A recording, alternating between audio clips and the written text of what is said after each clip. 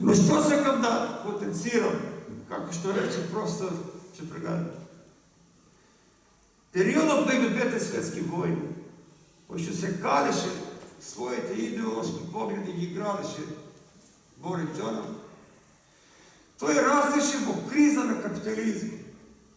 Кога шовинизмот премина од национален шовинизам во фашизам, таа светска кланица што е доживеа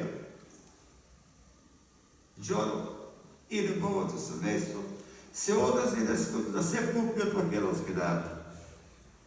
Но, како публицист, што тој пишува за Македонија?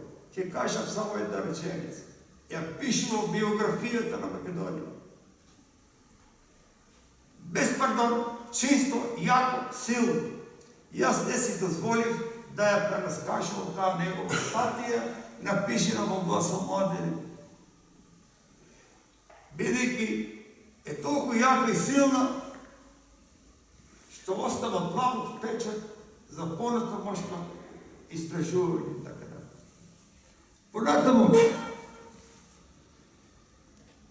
сите нешто пишувавме, стрепивме, отворено, дали навистина ќе дојдеме до она што треба да се дојде и така натаму, но најмногу ми помогна богатата фотографска документација што ми ја даде отстапен на увид професор доктор Илија Джонов во монографијата и така натаму.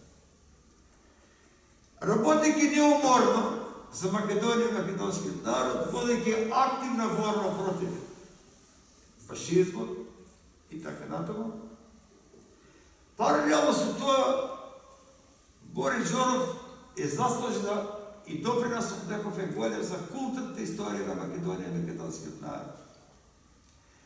Веднаш во првото меѓународно признавање на македонскиот јазик од страна на Коминтерн 1934 година. Што е тоа Коминтерн?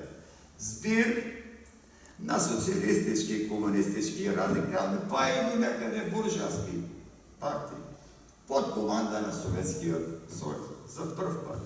Тогаш во Македонија се зима голем замав, каде што македонскиот јазик е прогласен меѓународно за прв пат, нашите интелектуалци поети пишуваат исклучиво на македонски јазик.